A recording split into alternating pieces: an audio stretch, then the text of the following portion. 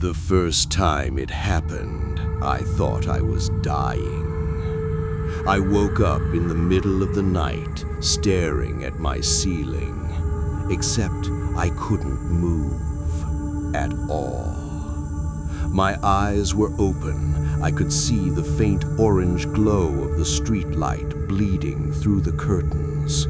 I could hear the refrigerator humming in the kitchen, but my body wasn't responding. I tried to lift my hand. Nothing. Tried to turn my head. Nothing. That's when I felt it. Weight. Like someone had placed a sandbag on my chest. My breathing became shallow, tight. I tried to inhale deeply, but it felt like something was pressing down on my lungs. Sleep paralysis, I thought. I'd read about it before. Your brain wakes up before your body. Temporary paralysis, hallucinations. It would pass. I kept telling myself that. It will pass. Then my bedroom door creaked open. Slowly. I heard it clearly. Wood against wood. A soft, careful sound. My heart started pounding so hard I could feel it in my ears. The hallway light was off. My doorway was just a rectangle of deeper darkness, and something stepped into it. At first, I thought it was a trick of shadows, but shadows don't lean forward. Shadows don't breathe. The figure was tall, too tall for the frame of the door. Its head tilted unnaturally to one side, like it was curious, watching me.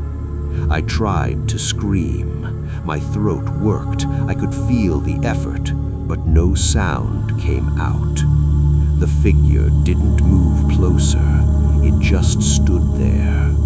Then it took one slow step into my room. The air changed instantly, heavier, colder. The weight on my chest increased. It was hard to breathe now. Its face was still hidden in shadow, but I could see its outline clearly. Long arms, fingers slightly too long. It stopped beside my bed and leaned over me. I could feel its breath, cold, not on my skin, inside my lungs, like it was breathing with me. In, out, in, out. My vision blurred at the edges. Then suddenly, I could move. I shot upright in bed. My room was empty, door closed, silence. I didn't sleep for the rest of the night. The second time, it didn't wait by the door. I woke up frozen again. This time, it was already in the room, sitting in the chair in the corner, just a darker shape in the darkness. I tried not to look at it. I remembered reading that hallucinations during sleep paralysis feed on attention. Don't look, don't engage, just breathe. But the weight on my chest was worse this time. It felt deliberate, like hands pressing down. I shifted my eyes slightly toward the chair. The figure wasn't sitting anymore. It was standing beside the bed, its face inches from mine. I could see it now. There were features, but they weren't fixed. They moved slightly, like smoke trying to hold a shape. Its mouth opened slowly, too wide, not to scream, not to bite, just open. And from inside that darkness, I heard something, not a voice, a thought, clear as my own inner voice.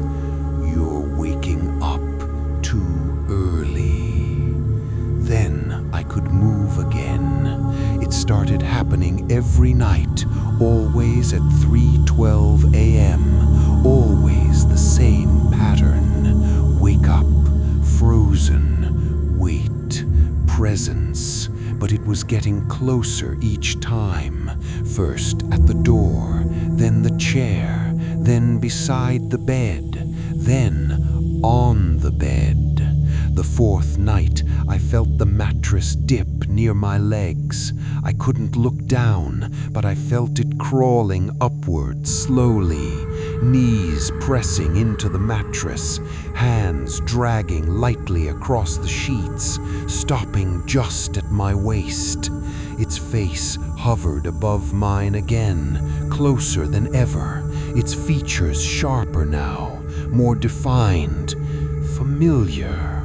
That's when I noticed something horrifying. Its face wasn't random. It was becoming mine. Not perfectly, not yet, but similar, like someone sculpting me from memory. You're learning, the thought whispered inside my skull. Most people never notice. Notice what? I tried to ask, but my jaw wouldn't move. Its hand lifted slowly and pressed against my chest, and the weight disappeared, replaced by emptiness, like something had been removed. Then I woke up, sitting upright, gasping. But something felt wrong. My room looked the same, but distant, flat, like a set. I stood up and walked to the mirror. I looked pale, tired, but normal, until I blinked. My reflection didn't blink at the same time. It was half a second delayed. I stopped sleeping after that.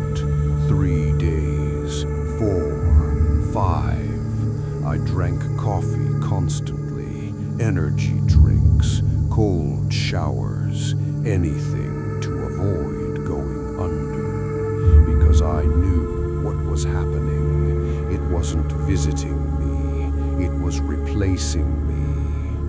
Each episode, it took something. Breath, warmth, reaction, timing, small pieces, and left something of itself behind. The 7th night, exhaustion won. I don't remember falling asleep. I just remember opening my eyes, frozen again. But this time, I wasn't in my room. I was lying in my bed, but the room was wrong. The walls were darker, the air thicker, and I was not alone. I was standing beside the bed, looking down at myself. My body lay frozen, eyes wide with terror. The figure stood beside me, identical to me now, perfect. It looked at me, the version standing, and smiled slightly. Thank you, it thought. I tried to move, but I wasn't in control of this body either. I looked down at my hands. They were translucent, fading. The figure climbed onto the bed slowly, laid down exactly where I had been sleeping, mirroring my frozen body. And then I was pulled violently, like falling backward into deep water. My vision snapped into place. I was staring at the ceiling again, unable to move, the weight on my chest crushing. But this time, it wasn't leaning over me, it was inside me, breathing with my lungs, moving my heartbeat. And somewhere nearby, I heard movement, footsteps, soft, confident. My bedroom door opened. I heard my own voice from the hallway, calm, normal. "Hey," it called softly, as if speaking to someone in another room. "I'm finally awake." The footsteps moved away. The door closed. I tried to scream. Nothing came out. And then I understood the final, unbearable truth. Sleep paralysis isn't when your body can't move. It's when you're no longer the one controlling it. And some mornings, the thing that gets up isn't you.